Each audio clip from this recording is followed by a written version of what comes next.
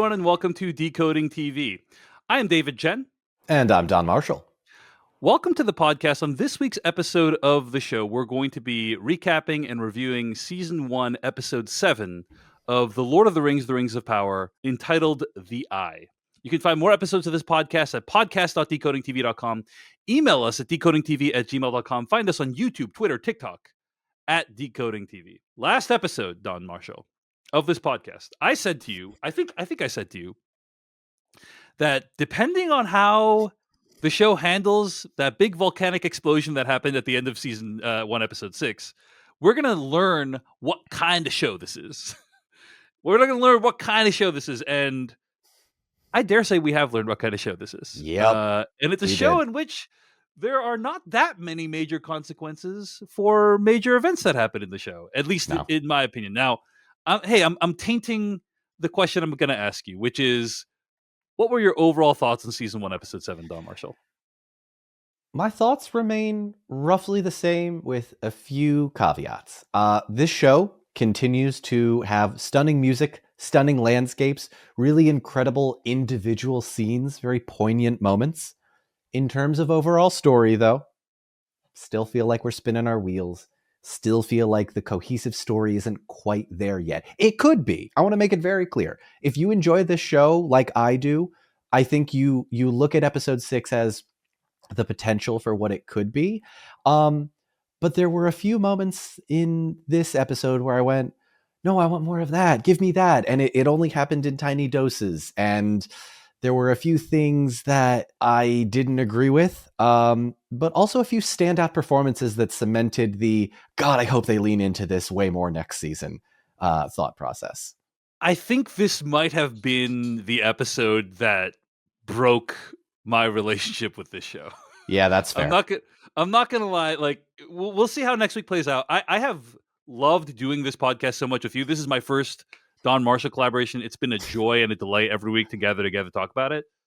But I found this episode really frustrating, and the big reason is, as people might suspect, the language of last episode, right, is holy shit, something catastrophic is occurring. And we're seeing freaking literal lava rocks like touch down next to Galadriel and just completely wipe out people, and everyone's gonna be, encompassed in this lava rock. And we see a horse on fire running away in the first scene of the episode, and surely some people have died, and probably some of our main characters, but basically no main character died. There was Isildur's friend, Antimo. Yes, Antimo. R.I.P. We spent at least like 6 minutes with that character in the whole series thus far. He's dead. The Queen Regent loses her sight, but that's basically it in terms of that set of characters. And Isildur is missing, but like, come on. Here's the thing, Don. I am not a Lord of the Rings expert. Even I know Isildur is alive during Lord of the Rings, right? Yeah. So it's Here's like, what I will say. Yeah, go ahead. Putting characters in danger that we know survive, I think, unless we see that person alive again, so like, of course we know, but the show is still keeping us in suspense. We're not seeing what he's doing. I really liked the effect that Isildur's fake out death had on Elendil, because I think Lloyd Owen continues to shine as this character, and the effect that had on him is brilliant. I don't, you didn't need it. It was unnecessary. It's such a weird move. It's like, it's weird. Again, I'm a filthy casual. Even I know Isildur lives through this. You know what I'm saying? So it's just like, why are you trying to create suspense out of this when we know that he's not dead? So you could 100% have created suspense out of secondary characters in watching these main characters desperately trying to find their friend. Hell, give Isildur a plot. Sorry, I'm going on my soapbox, but like, all I wanted was for Isildur to go through the entire episode and just like be searching for his friends and not being able to find it, and fighting off orcs, and like eventually going through all of that struggle only to find both of his friends dead. Right? Would have been great character development for Isildur. Would have been formative for this character who we know is going to be important in Lord of the Rings, But yeah, anything like that. But I think that at this point, I'm willing to declare, like, thus far, the Numenor plotline is a disaster in my opinion. Like, it's just the way it's all played out. It's been super rushed. We've barely got to know any of these characters, and then to show us a cataclysmic event that then literally pretty much everyone we know survives. Um, I will not trust, and like if they try to do this again, I'm not going to trust that it's going to be consequential at all. You know, like, Yeah. and that's that you need that for a show. If a show is like showing you, hey, the entire building blew up and no one died, then the next time a building blows up, you're not going to feel like there's anything worth getting worried about, and Yeah. that lowers my engagement and emotional attachment to the show. I think it was a very bad decision, and the thing is they could have easily. I was like, oh my gosh, Bronwyn and Arondir killed off. Incredible! Like, that's a bold move. What? Wow! Yeah. Except they show up at the end completely unscathed, and Yeah. and I guess they're back. I was also thinking about your words about how there have been no uh, known instances of like elven human couplings, and I'm like, Yeah. oh, maybe this is how they took care of that. Nope, Yeah. nope. Hey, We're- wouldn't riddle me this, David? Wouldn't it have been such a poignant yet tender moment? Cut out all of the Bronwyn torture porn stuff that we got in episode 6. Wouldn't it have been such a poignant moment to see the fallen bodies of Arondir and Bronwyn holding each other as Theo finds their bodies and is whisked away by Galadriel saying, we have to go? What would that do to Theo's character? And now we're like, and I said this last week, there's too many characters. And look, I say this having met characters. It's like, kill off some characters. It's okay to kill off some characters. Yeah. In fact, it's really bold and interesting for the world, you know, to interesting for the other characters. It creates other motivations for them. Yes. And yeah, go ahead. Sorry, I didn't mean to I say this having met almost all of the cast members, and they are lovely. Yeah. I've had conversations with them. They know the lore and they have so much fun together. I don't know who I would kill off first, but like, I feel like a choice needed to be made. And so far, this is again, this whole spinning your wheels thing. I'm like, oh, come on, give me some gravitas. Yeah. So the Numenor plotline is pretty in a pretty terrible place, possibly an irredeemably bad place, in my opinion. Okay. Harfoot stuff is okay. Same thing happens this week as in the past 2 weeks, just FYI. Yep. Or, you know, nothing much either. Freaking Durin and Disa and Elrond are freaking holding the show together with their bare hands, Don. Like, that is by far the best, most interesting, best acted, like, not best acted. I don't want to impugn the performances of the other actors. No. It is the plot line that I am most emotionally attached to right now. Yes, likewise. And there's a lot of interesting dynamics going on there that have been like pretty decently developed. But I was crushingly disappointed by this episode, and let's talk about why. Yeah. So before we get into the main event, let's talk about all the other subplot lines. Okay. Yeah. Start with the Harfoots. All right. So they arrive at the grove that they're destined towards, and they see that a chunk of rock. Yeah, I wrote you wrote meteor. meteor. It's not a No, meteor. I thought it was a meteor. I thought it was meteor too. I thought it was meteor too, but it's a chunk of rock from the lava that landed in the grove, killed most of the trees. Now, open question, Don, about how these guys are close enough to get lava chunks falling on them, but they didn't hear the explosion or can't see it. You know, that's a little weird to me. Yeah, so we actually, fun, obscure Lord of the Rings fact, I made a video about this actually that I didn't notice until after we had recorded. We actually know where the Harfoots are. When Nori, or excuse me, not Nori, when Poppy, or was it episode 5? When Poppy sang the song, we get a little map pop up, and we actually see that they travel south down towards the place called the Falls of Rauros, which is where we see Boromir take the boat over the waterfall. And so they're right around there, and they go even further south. So Would they have heard it? I don't know how volcanoes work. Is it plausible that the volcano's chunks spewed that far? Sure. They're probably even further south, but I don't know how geology works. So Volcanoes don't work the same in Middle Earth, right? They basically, the rock chunks travel much farther than the sound from the volcanoes in Middle Earth. sure. But yeah, it's a thing we've learned. Okay, so then the stranger's there and he tries to revive a tree, but it does some spooky stuff, and then they're like, "Get out of here, stranger!" But then it turns out what the stranger did was good. If that sounds very similar to what happens in previous weeks, it's because it's exactly the same thing that happened in previous weeks with the stranger. Yep. Basically, is he good? Is he bad? Maybe he's doing bad things, but maybe it's good things. But he's a little bit creepy, and maybe we don't want him around. That's basically the Harfoot Stranger storyline. Well, Of course, there are a couple of other nice few touches here, right? yes. There's what is it that the stranger is saying to the tree to get it Right. to come back to life? So the stranger says 4 words. I'm going to butcher this pronunciation, but Kuta and Vinyata, Lote, and Kurieta. Again, no idea if that's correct or not. I'm sure someone will send an angry email, but Kueta is like a restore, a refresh. Invignata means to heal. Lote means flower, and Kueta means live or life. So nice little nod in Elvish there that the stranger did. Yeah. Also, nice little detail as he's saying this.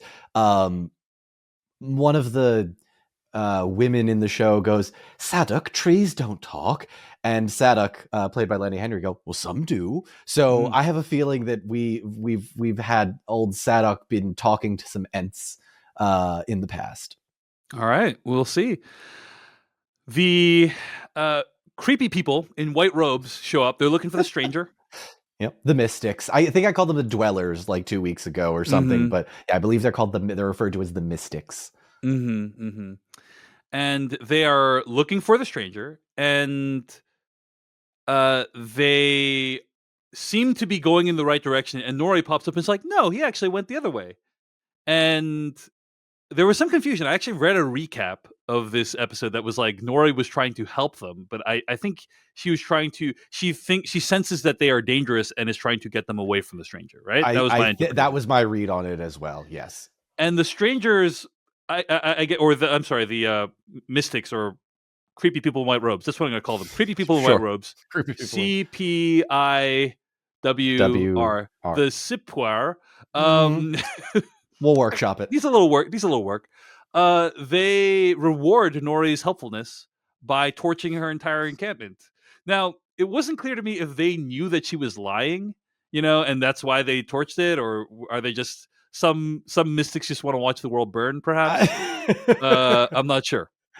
Their motivations remain unclear, other than we need to find this person. So whether or not they are evil for the sake of being evil, I'm pretty sure they are, right? These strike me as servants of Sauron or his master Morgoth, like, right? They're the creepy people in white robes. You don't know, Don, because we've been introduced to Halbrand as the king of the South. So maybe, these people are going to be the good guys. They're going to be like elvish emissaries or something like that. Don't do this to me, David. Don't do this to me. Anyway, that was the entire plot line. There's a speech given by Largo. Sadok says we're all going to die anyway, and they travel to go find the stranger. Yeah, they go help the stranger out, even though that was the thing that was confusing, is like Nori had pointed them in the wrong direction, but they still think the stranger needs help. Whatever. Stuff's just going on with that plot line. Okay, let's talk about the Elrond Durandisa storyline. The one carrying the show. Yes, the one that is... It actually needs to be taken to the hospital because it's carrying the freaking show on its back, Don. So Elrond Durandisa, there's more arguments here around whether or not they are going to give the mithril to the elves. And it's not only, here's the thing, it's not only whether or not the elves can have access to the mithril, it's whether they will even dig for the mithril at all, it seems like, is what is going on, right? Yes. King Durin is obviously not up for it. and he does not want to risk dwarvish lives to save the elves, because it will be dangerous to dig for the mithril. And he's like, I don't want to expend dwarvish lives for something that might help, might not. I'm not even sure. This is an interesting kind of dynamic question of like, and certainly, in the real world, we encounter it in many different forms of like, how much do we sacrifice of our own resources, our own lives, to help others, for problems that may not even intersect with us, right? Like, Right. I think it's an interesting dynamic. But yeah, there's a scene where Elrond is asking Durin's dad, and Durin's dad says, "No, I'm not going to let you have the mithril." Yeah. Any thoughts on this whole sequence, Don? Peter Mullen continues to be one of the most dynamic secondary characters in this show. As Prince, or excuse me, as King Doran the Third. Every scene he's in, he brings a weight and a gravitas to, and I think that is part of the reason why Elrond, Doran, and Disa aside, this plot line is so strong. I think Yeah, if they I mean, had, he's one of the great character actors of all time, yes, in this role. So it's just like you're gonna get gold in general with Peter Mullen. So, yeah, Peter Mullen uh, did a great job here. Owain Arthur continues to just shine as well. Phenomenal actor. Like I think his line delivery to me has been some of the best in the entire show. In that, like he's because Durin the King, his father, is acting in the best interest of the dwarves, whereas Durin is trying to save his friend, right? He might see it as, the fate of the elves is in my hand. But what it all boils down to is my friend is dying and my father won't help. And I have the ability to help. And I think those two dynamics at play are one of the more interesting concepts that this show has played with. And I quite like the direction that they're going with this. If the story arc of Moria continues to remain the same, I'd be totally fine. I think if that stays the course. yeah. A couple of other touches in this whole sequence. Elrond knows Dwarvish, which is a shock to everyone. They're talking about him as though he doesn't understand it, but he's learned some of it. The stone tongue, as they call it, right? Yes, so this is a dwarven language called Khazad-dûm. We only get a few references to it, even in the books. It is a secret language that the dwarves use only among other dwarves. There are only, right now, two cases of within adaptations of people knowing the dwarven tongue, and that is Aragorn, who we see in the Fellowship of the Ring, because Gimli says a swear word to the elves in Lothlorien, and Aragorn goes, "That was not so courteous." So Aragorn knows a little bit of it. Or at least he knows swear words in it. Yes, Yeah. here's another fun obscure fact. Gimli says Ishkakwi I Durugnul, which is more or less a created for the movies version of I spit upon your grave. And Aragorn knows what he said, and then this time we are now confirmed, and it doesn't surprise me at all, that Elrond knows a bit of Dwarvish. So Durin and Disa have a heated conversation about it because obviously Disa is not happy with King Durin's decision. I'm going to refer to Durin's dad as King Durin. I think that's a Yes. good way of Yeah. denoting it, right? Durin ultimately sides with his dad. They say farewell to Elrond, but Elrond gives Durin the mithril, like this rock, this tiny stone of unobtainium. I mean mithril, sorry. And he Hey, hang puts it. on. Mithril existed way before Avatar did. How dare you? I don't know. They're kind of the same. Anyway, he puts it down on the table next to this dead leaf, right? And then the leaf comes back to life. Mm-hmm. So the idea, I guess, is that the mithril even is able to bring things back to life that are surrounding it, which is not something that we had known before. It can revive previously dead things, right? Yes. This is, I think, a creative liberty that the showrunners are sort of going with. In any of the books or any of the extended stuff, we don't actually get any like origin story for Mithril. Like the whole Balrog and elf fighting by a tree and lightning struck the tree, and that's obviously not true. Elrond even calls it apocryphal when we learn that origin. But it's not out of the realm of, the sort of universe that a stone has a magical Yes. sort of property, or a mineral has a magical property. So is it my favorite MacGuffin to get them out of a situation? No. I do have a theory, though, and I don't think I put this in the What do show you mean, notes. get them out of a situation? Like, what situation is it getting them out of? So the mithril theoretically is going to help the elves, restore their light, right? They'll stop the trees from being infected. It will, their souls won't diminish in the same way that, like, Elrond says Arwen's soul will diminish and just wither to nothing. I think they're going very much for that same sort of idea, right? Got it. In my mind, the most logical next step, and again, this is just a theory, the most logical next step in all of this is to create things with the mithril. And we know that the elves have a certain number of objects that could potentially grant power or longevity to their people. So my theory is that I think this mithril is eventually going to be used to create the elven rings.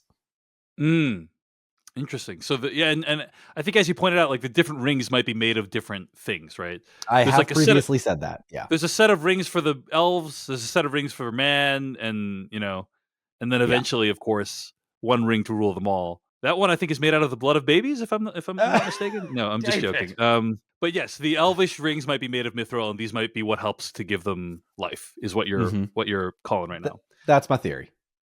I will say that I'm a little bit disappointed that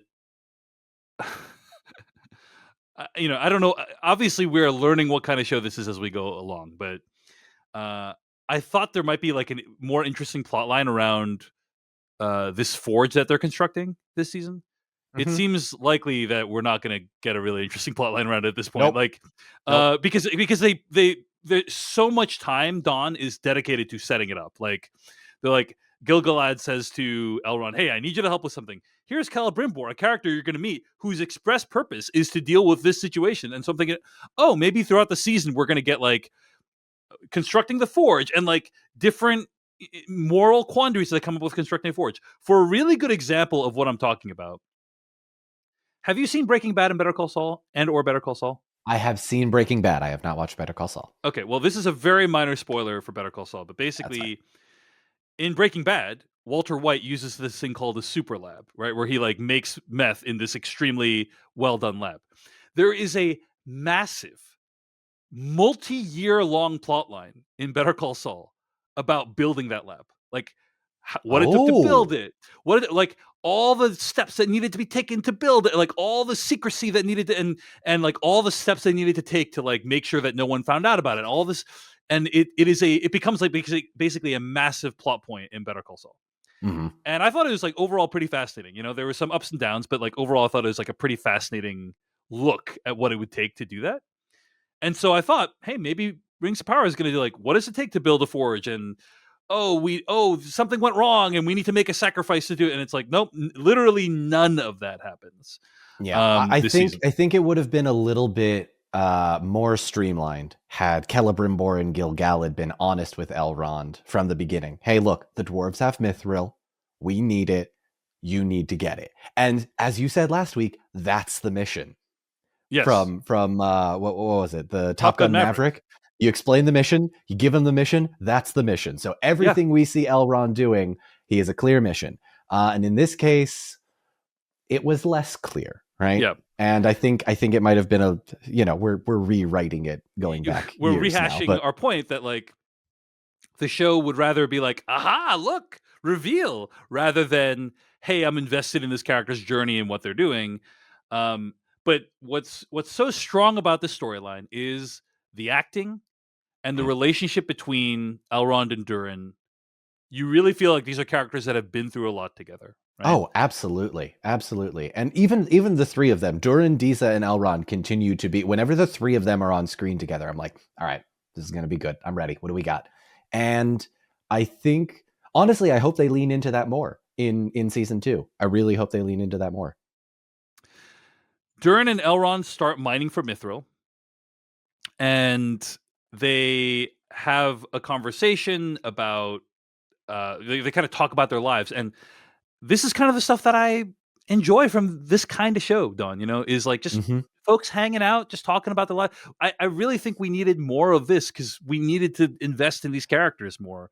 You know, the Galadriel equivalent is she's like, we got to go to the Southlands, got to go to the Southlands, got to kill evil. Like that's the equivalent of Galadriel. But like in this, it's like, hey, these characters are reflecting on their past, getting to know each Mm-hmm. other. Mm-hmm. We've learned a lot about Elrond and his family and how he thinks about family. And it's this is solid stuff in my opinion. There's a really easy fix that they could have done for the Southlands plot line. I'll get into that in a minute, but basically, people sitting around talking is, I think, what this episode needed more of, and we did not get a lot of that in the Southlands. But I quite liked this Elrond Durin scene where we almost get Durin's dwarven name.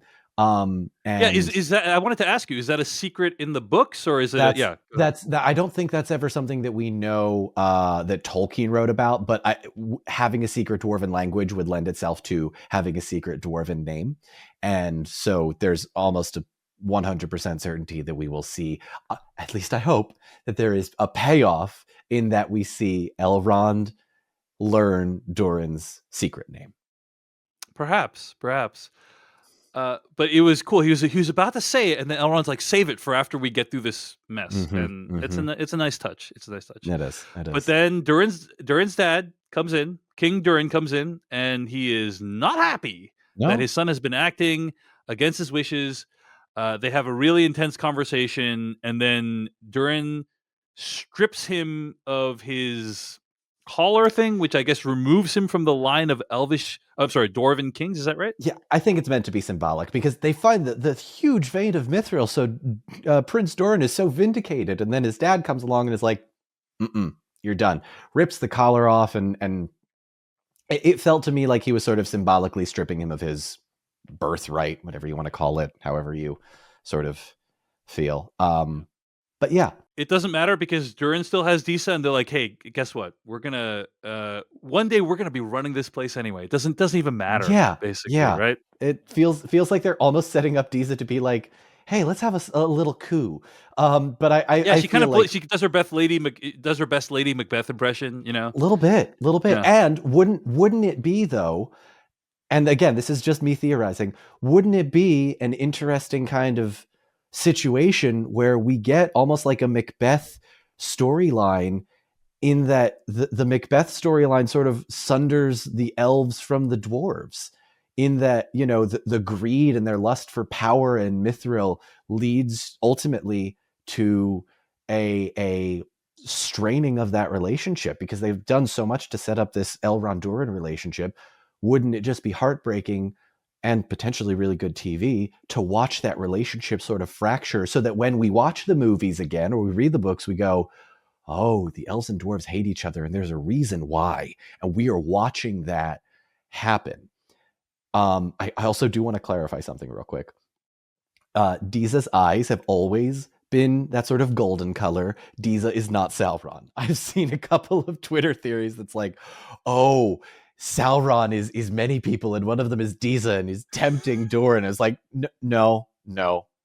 Her eyes have always been gold, and she's just got, you know, and rightfully so, a sort of birthright for Durin. Is it that much more ridiculous than Halbrand being Sauron, though? I don't know. Listen. All right, fair enough. Okay. Final thing about this storyline: King Durin takes a leaf, throws it into the hole. It falls down. We see basically the same rendering of the underground as we saw in kind of the mythic story that was told about the formation of Mithril. Lands on the bottom, and then, hey, Leonardo DiCaprio pointing at the TV screen. It's the thing that we know from the movies. It's the Balrog. Now, you know, Don, I don't know what this is. Like, is this... are they trying to imply that he's waking the Balrog up? Is the Balrog always just there chilling? Like, no, so the Balrogs at the end of the first age ran underground so as not to be defeated. So there may be more. Maybe this is the same one. I'm almost positive it is. I don't think the leaf woke him up. I'm going to be honest. I'm pretty sure it was the mining, just in case there was any possibility there. I mean, it does see the language of the show is leaf lands, Balrog wake. The Balrog wasn't already awake and then just saw the leaf. I But didn't read into it like that at all. I think it was more hey, remember this? I think they should have just had the leaf burn. I think if they had let the leaf burn, it would have been like, wait, why is a leaf in a giant mine burning? It's not that hot. Are they close to lava? What's going on? It would have been a little bit more foreshadowing.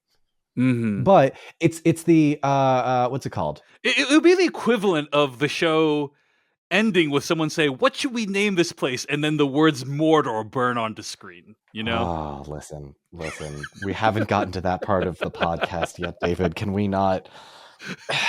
I didn't have as much of a problem with that, but like, I get it.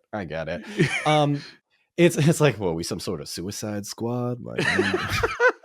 That's how that moment felt, and also this Balrog scene felt. Yeah, it's like, oh, it's the thing, and it's like, okay, yeah. I mean, I sense you're not super enthused about the Balrog's appearance either, and I'm curious, like, why that is. I think they could have done it a little bit better. I wanted the Balrog's reveal to be epic and grand in the way that it is in both the books and the movies. Yeah, and again, I try not to harp on the movies did it so much better. I wish they had done it this way. I just feel like this particular part to me was too heavy-handed. I would have liked to have seen the leaf burn, and if they were going to show the Balrog, show him start to climb up the mithril or touch the mithril and it burns away. Like, give us stakes, not just a. Oh, hey, it's a cool thing. It's a cool thing. Yeah, that just, it's the Leonardo DiCaprio pointing. Right. And I think the show invites the comparison, Don, to be clear. Oh, it does. It does. I think the Balrog looks. There are many things we see in Lord of the Rings, the movies, that we then see again in Rings of Power. Yes. Some of them look like somewhat similar, like the Elvish homeland. It's like, oh, that's really similar to like what we see in the movies. Mm-hmm. Not exactly the same. Harfoots are like kind of similar to the Hobbits, but like not. They're different enough. I think they have all this like different. They're obviously nomadic, unlike the Hobbits, and so it's like, oh yeah, okay, they're kind of the same. The Balrog looks extremely similar to how he does in the movies, from my recollection. It's almost the exact same. You're right. not. So it's like. So it's like, okay, like you're inviting me to compare how this showed up in the movies compared to here, and perhaps not favorably. Anyway. Yeah. That is all the non-Numenorian stuff that happens, non-Southlands, non-Numenorian stuff that happens on this week's episode of The Rings of Power. Don Marshall, before we continue, you want to let people know where they can find more of your work on the internet this week? Yes, I can be found on pretty much any website that involves social media at Don Marshall 72. My main account is on TikTok, but I find him on Friendster, on MySpace, on AOL Plurk. Instant Messenger, AOL MSN Instant Messenger. He's Don Marshall 72 on all the current hot platforms right now. What the heck is Plurk? What is that a real thing, or did you just make up words? That's a real thing. It's before your time, though. It's before your time. Oh, so, God. Yeah. Oh, okay. Sure. There's a office in the office. The sitcom. Yeah. Ryan, the BJ Novak character, says like he invents a social network called Woof. And right? it's the Washington, it's a name of something else. It just sends you. It's like I sent you a woof, and it's basically like it's a parody of the fact that like there was a time in I guess the early aughts where every weird ass term was a social network. So like Plurk and there, Ello and like there's all these other like weird ones that like never caught on, but. Nonetheless, like there was one that was like I don't even remember what it was, but it was basically like it was like the equivalent of like a poke. You send someone a poke. Anyway, that was a Facebook thing. No, I know, but like it was one that was like just that. I don't even remember what it was, but oh god, we're gonna get a bunch of like tweets about it's this social network. Yeah. Anyway. Send us your worst early 2000s. Yes, social media. Okay. So anyway, all right. Don, where can people actually find you? Oh yeah, the whole point of what I was trying to say. My main account is on TikTok at Don Marshall 72. I'm also on Twitch, YouTube, Twitter, and Instagram, as well as Patreon. And that's more or less it. And look, I get about a dozen or so emails a day about people trying to get me to join their brand new creator-friendly social media account. I'm sorry, I don't care if you verify me. You've got 100 users. I'm never going to join it. Wow. Jeez, I big timing these social media networks, Don. no, they're just not big time social media networks. I just don't have the time to join Yeah. a dozen different ones, and I don't have the time. I don't All right, have the so time. those the ones that Don named, and we also, of course, list them in the show notes. Of course. And I just want to say, hey, if you're enjoying this podcast, check out our other coverage of shows like Andor and She-Hulk Attorney at Law. We got some other shows coming up in the future that we're really excited about. And if you want to support this podcast and make it possible for us to do shows like this in the future, become a paid member at decodingtv.com and get some cool benefits as well. All right, Don Marshall, let's talk about the other stuff in the episode. Don, I feel like your heart is heavy this episode, Don. Your heart is heavy. David, David, I don't have children. And to be perfectly honest, I don't know if I ever plan to. Uh-huh. But have you ever watched a TV show where a father or a mother has watched their child do something amazing, and then they try and do it again, and immediately just sort of, maybe you fumble the football on the 1 yard line, and or maybe you try and do something really, really great and you do it, and then the immediate next part is just something that could have easily been avoided and done way better. That's how I feel. I'm a slightly disappointed parent. Again, I don't want to knock the actors, the set designers, the anything, because I think to its credit, the episode looks great. This episode looks great. Looks great. The music is phenomenal. I love the costumes. It's great. They could have done a lot more. And I wish they had, because there were some very easy. Let me give you the first part before we get into the whole plot of this, right? Well, no, let's go through the plot. No, hit me. Go ahead. Okay. Hit me.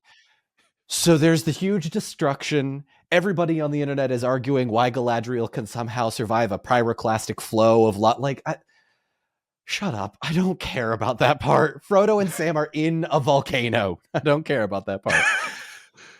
Theo and Galadriel are in a scene together, and they have such a great dynamic because we've never seen these two characters on screen. Give me more of that. Give me Miriel and Arondir. Give me Bronwyn and Elendil. All of these characters are separated, and maybe one of them is hurt, and maybe one of them doesn't make it to the camp, right?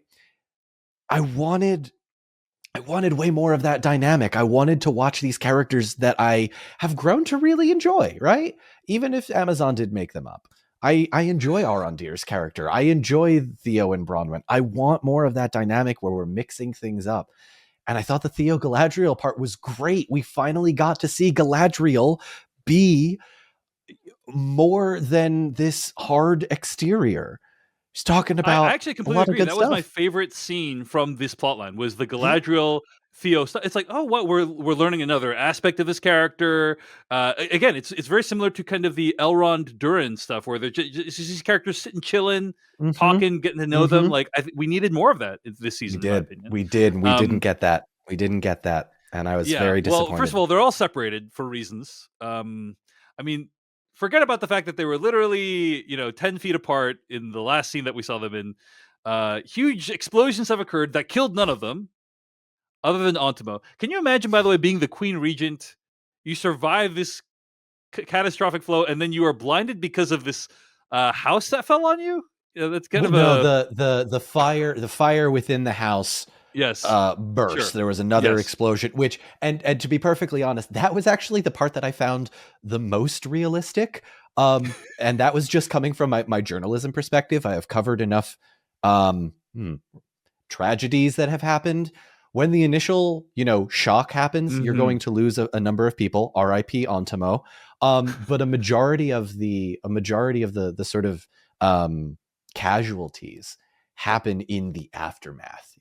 Someone is hurt and you can't treat the wound fast enough. You can't get them to medical attention fast enough. So I found that to be really realistic to me, but Fair that's enough. Fair enough. just Okay. yeah. I stand corrected. I think you're right about that. I mean, I will say, I'll just quickly reiterate the point that I made earlier, which is that I don't think you can show something like what you saw happening last episode, and then not kill off any major characters, because it's clear it'd be one thing if it was like the fire wasn't that dangerous, like no one died, like there was some in-universe explanation for the fire not being dangerous. Mm-hmm. That would have been completely fine. It's like, oh, it just looked bad. It wasn't that bad. But it's like, no, we see a horse on fire. We see multiple people die during it.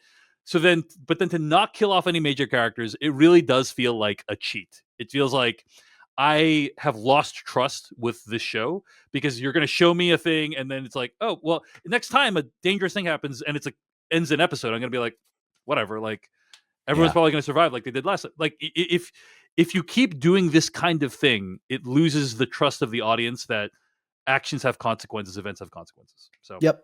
I'll try not to harp on that too much, but it did really annoy me. It's a definite some trust has been lost, and I think for me as well. There's there's the fake out of Isildur's death because the building falls on him.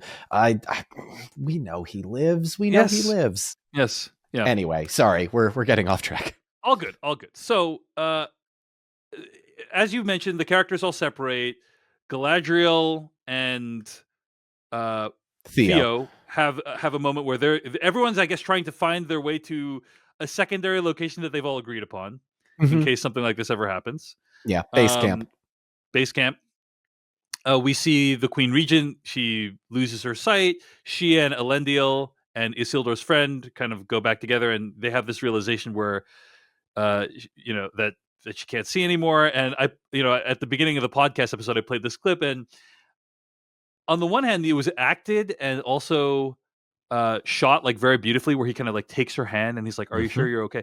But the dialogue felt like kind of hacky to me, where he's like, she's like, "I see," and he's like, "Do you?" It's like, on the one hand, it's very moving when he takes her hand. On the other hand, it's very silly. The line is like, like, it almost felt like kind of cringy when he's like, "Do you really though? Do you really?" Yeah. Like a pun almost. Like, anyway. But what else happens this episode? I mean, we talked about the Theo Galadriel conversation, and some major facts are dropped during that conversation, Don. They are. I would love to go into that part, actually, because I found that to be one of the more interesting parts of the episode. Right. So obviously the biggest fact is that Galadriel used to be married, right? Now, I believe that the understanding was always that she was married during this time frame in the books, but that people were like, "Oh, I guess she's not married in the show." Like, that's kind of what I saw people conclude, is like, I guess she's just not married. This version of her, she's not married. Right. Well, it turns out she was married this whole time, Don. So, kind of a shock, kind of a weird fact to drop at this point in time. What did you make of this whole conversation? Who is Galadriel's husband? Like, what do we know about him, etc.? So we actually see Galadriel's husband in the movies. He is Celeborn, the guy that says, "Tell me, where is Gandalf? For I much desire to speak with him." And it's that guy. He's got only a few lines in the entire movie. Doesn't really play that much of a role in the books either. But Celeborn and Galadriel are messy in that Tolkien's established lore for them only exists posthumously. His son, Christopher, took a bunch of his notes, put it together in a book called The Silmarillion, and then we get, an origin story. But there's like 4 different origin stories for Galadriel and Celeborn. So what I think the showrunners are doing is they are taking sort of the idea that Celeborn and Galadriel's backstory is sort of not set in stone, and creating from it a means to create this sort of warrior Galadriel, who, by the way, I had no problem with. I am quite glad they put her in armor. I think it was very cool and an interesting decision for the character. But I don't think Celeborn's dead by any means. I saw a couple of people theorizing that he is dead. No, I think I think we're gonna see him either come back in a later season, because elves can be sort of reincarnated. We know that from the books. An elf by the name of Glorfindel was alive in the First Age, died fighting a Balrog, and then comes back, and he is actually the one that saves Frodo in the book, The Fellowship of the Ring, not Arwen. They replaced Glorfindel with Arwen. So it is not out of the realm of possibility to see Celeborn, and I actually think we will very soon. All right. There's also a scene where Galadriel and Theo are kind of fleeing from the orcs, and it recalls a scene from Lord of the Rings where Frodo was trying to get away from the ring wraiths, I believe, right? Yes. So this is actually a really interesting nod that everyone who's like super hates the show is like, they're just stealing from Peter Jackson. This is actually a nice callback to Ralph Bashki, who did the animated movie. People don't realize that Peter Jackson actually copied Ralph's imagery of the scene where the hobbits are hidden in this little thicket of roots and the Nazgul is above them. It is almost a 1-for-1 shot comparison from the animated movie to the Peter Jackson movie. And so we see this nice little nod to those that have come before. We see this nice little nod to the Ralph Bashki movie as well as the Peter Jackson movie when Theo and Galadriel hide from the orcs. I thought that was kind of nicely done. Yeah, so folks, the show is not copying the movies. Both the show and the movies are copying from something else, okay? Like, just at least get your accusations in order, all right? Yeah, if you're going to insult me, do it properly. That's a line from All right. Monsters, Inc., I think. Elendil and the Númenóreans arrive back at the camp. There's a scene where Elendil is trying... They're all going back to Númenor, right? They're trying to... And the Isildur's horse won't join them. Beric is the horse, won't join them. And so Elendil's like, well, I guess we got to let you go.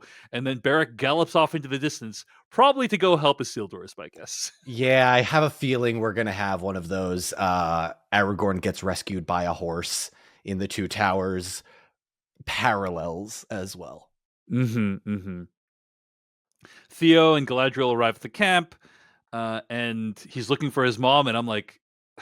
And immediately when this scene began, I'm like, oh my gosh, they're going to find Arondir and his mom. Like, because in general, when they show a scene of someone like looking for someone in a thing, they don't do that scene unless, in general, sometimes it happens, but like they don't do that scene unless they're going to find the person, right?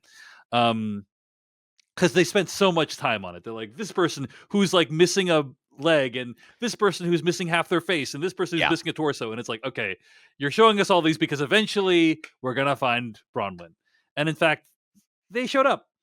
No real satisfying explanation for how they survived everything or any background about any of that, but they're alive.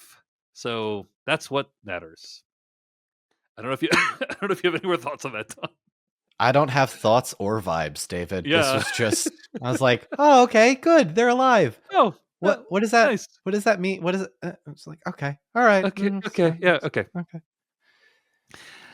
Anything else about this sequence? I mean, there's a big confrontation between Elendil, Muriel, who is now blind, and then Galadriel shows up, and they kind of hash out what their next steps are, right? Yeah. So the Southlander people, they're going to go to Pelagir, which is a actual place in Middle Earth. So they're going to hang out there. Muriel actually has a really great line that I quite liked. To Galadriel, do not spend your pity on me, elf. Save it for our enemies, for they do not know what they have begun. For I, Muriel, daughter of our Inza... Oh God, I'm going to mispronounce this so badly. Anyway, I, daughter of Inziladun, vow this Númenor will return. And this is where I really think that Lloyd Owen just is acting circles around anybody with long hair, looking like a scruffy man. Just like phenomenal scene from him. I really enjoyed his reaction to that. Like, oh God, I've lost my son. I've lost my wife. My son's friend is dead. My people are basically in the midst of a pseudo civil war, but thought of the mind kind of stuff. And also, Halbrand's alive. Surprise. Well, we should also point out that like Elendil is bitter against Galadriel Oh for yeah, that too. what he That too. what he thinks is the death of his son, but we know his son's not dead, so there's no tension in that storyline at all. Like, but yeah, that's a thing that's happening. Yep.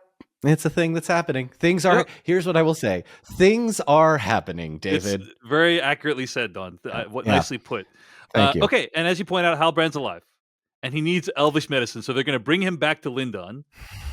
So he and Galadriel, he's like clearly wounded, but he and Galadriel, they gallop off into the distance, heading to Lindon, and everyone's like, "Hey, strength to the king! This guy we just Strength of met the 10 minutes Southlands. ago. Yeah. We met this guy 20 minutes ago, and now we want him to be okay, and hopefully everything it's going to be smooth sailing for Halbrand from this point forward." Okay, you had said that this episode confirmed for you that Halbrand is Sauron, the theory. Like why? Yeah. And something towards the end of the episode. Are you able to say without spoiling, or There is a potential spoiler. I need to think about it. Hang on. Yeah.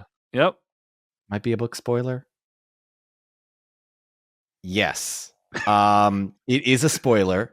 I am going to try and do my best. Uh-huh. I'm going to hark back to the beginning of the episode in that Adam laid out a brilliant argument. Yeah. And something that happens at the end of the episode confirms it for me. And I can't say more than that. I'm sorry. Okay. I don't want to No spoil worries. it. No worries. But suffice to say, like at this point, you are now certain that Halbrand is Sauron. I wouldn't say certain. I would say here's what I will say. I made a bet with a couple of friends of mine that if Halbrand isn't Sauron, I would change my name on TikTok to Don Marshall, because people have been calling me Shills because I enjoyed this show so much. But I am now certain enough to say that there's no way I'm changing my name. Wow. No. Okay. Well, first of all, if you think Don Marshall's a shill, just listen to this podcast. Yeah, seriously, this episode I think, especially. I think Don has been very reasonable about his praise and his criticism coming from a book reader perspective. So yeah. But anyway, yeah. So you are now sure of it, and it's like, okay, well, I am. I don't think we need to rehash what we said at the beginning of the episode, which is again just pointing to the trade off you have between surprising people and getting them more attached to the character and what they're doing. Like we can't really relate to Halbrand right now because we don't know what he's going through. We don't know what his inner life is because we don't know who he is. But if he is Sauron, I guess we can start putting the pieces to that together next episode. The big question for me is, are they going to reveal it next episode? Right? It probably would be a decent kind of end of season 1 reveal. Yeah, I will be pretty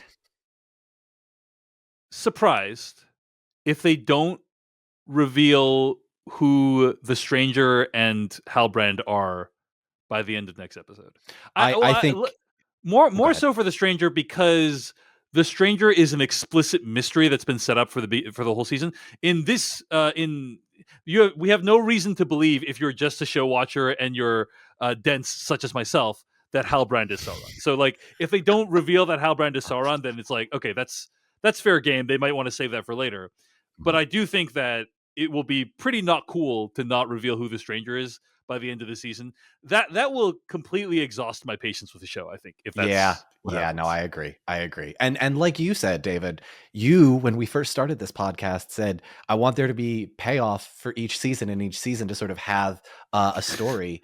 I really hope we at least get that for the stranger. I can't guarantee it for any of the other characters. 100%. I'm not assuming it for anything else at this point, but like, I feel like the one mystery they have to pay off is the stranger, or else they're kind of like, I don't know. I guess there have been shows that like Lost, for instance, or things like that, where they set up a mystery and they don't solve it by the end of the first season. Like that stuff definitely does happen. But did people enjoy the ending of Lost? I seem to remember there being like a Sopranos level confusion for the ending I with think it loss. is. It is a highly polarizing ending. I think people initially didn't, but have since looked back on it with more positivity. But I'm just Okay. talking about like I'm trying to think of an example where like in the first episode of a show or the second Hmm. episode of a show, you set up like, hey, who's this person?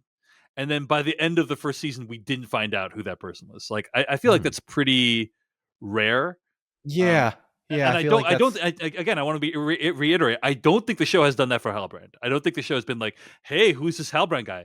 I no, don't think it's no, done that.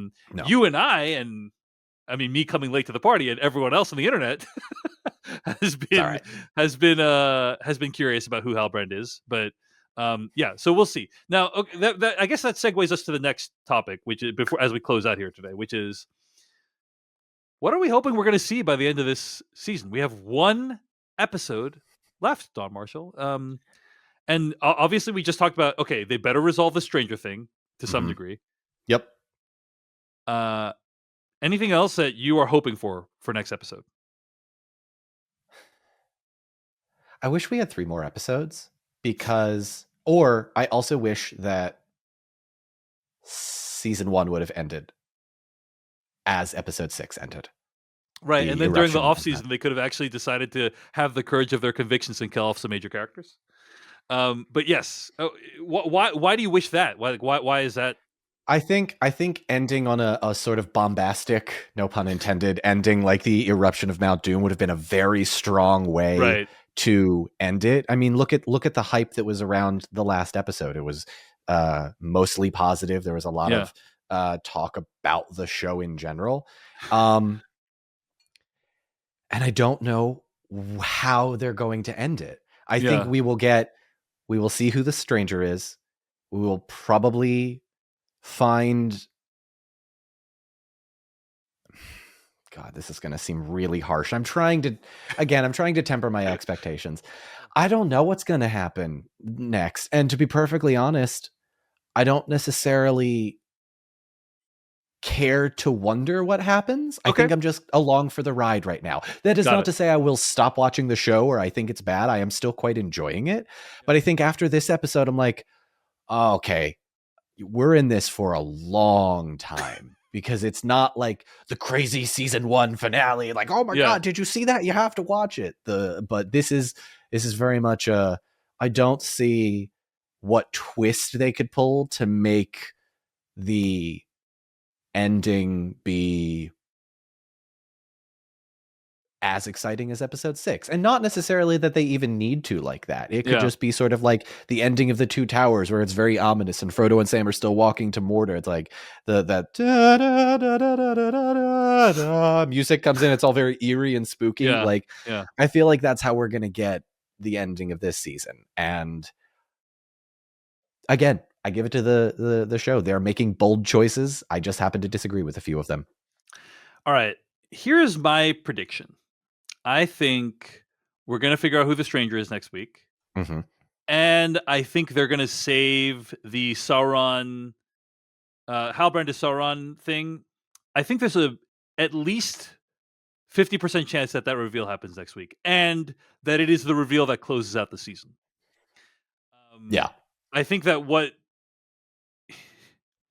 my sense is that the showrunners are like, ooh, like no one's we're gonna put in all these hints, but that like the vast majority of the audience is gonna be stunned, and so they're gonna save it for the very like literally the last 2 minutes of the episode is gonna be Halbrand is Sauron. Dun dun dun. Oh my god, what an amazing, what a shock that we never saw coming. You know, like I think that's kind of the Yeah. hope that they're the reaction that they're hoping for Hmm. next episode. Hmm. Yeah, the Harfoots. The thing is, this is a weird episode. Usually, it's very normal for an episode to have a big season to have a big event, and then like there be a denouement episode. Yeah. But this episode was really it's weird because you just don't know where like what's going to happen with the Harfoots. What's going to happen with the Durin Elrond thing that might be satisfying. You know, like unclear. I don't know. I feel like we're probably going to leave those stories in media res. Although we Yeah. will find out who the strangers are, so like there's going to be some resolution to Harfoots, but and probably my guess is for the Elrond Durin storyline, they will have either figured out a way to get the mithril or have some path back to it. By the end of next episode. That's my that's my guess. So those are my calls. I'm calling them right now. I'm just being like, okay. like, I'm hearing you. And we'll see next episode if I'm right. Of course, I thought Halbrand was a normal dude, so like, you should not listen to anything I have to say. David, you're a podcaster. That's the worst thing you could have possibly said in that moment. All right. Well, thank you so much for listening to this episode of Decoding TV. More episodes can be found at podcast.decodingtv.com. Email us at decodingtv@gmail.com. Follow us, TikTok, YouTube, Twitter, at Decoding TV. He is Don Marshall. I am David Chen. Thank you so much for listening. We'll see you next week for the season finale of The Lord of the Rings, The Rings of Power. Hey everyone, David Chen here. Thank you so much for watching that video from Decoding TV. If you want to get an audio version of the show, all you got to do is go to podcast.decodingtv.com. And if you want to support what we do, get ad-free episodes of the podcast and also bonus episodes of the podcast, go to decodingtv.com and become a paid member. Of course, you can also like and subscribe for more. We appreciate it. Thanks. See you later.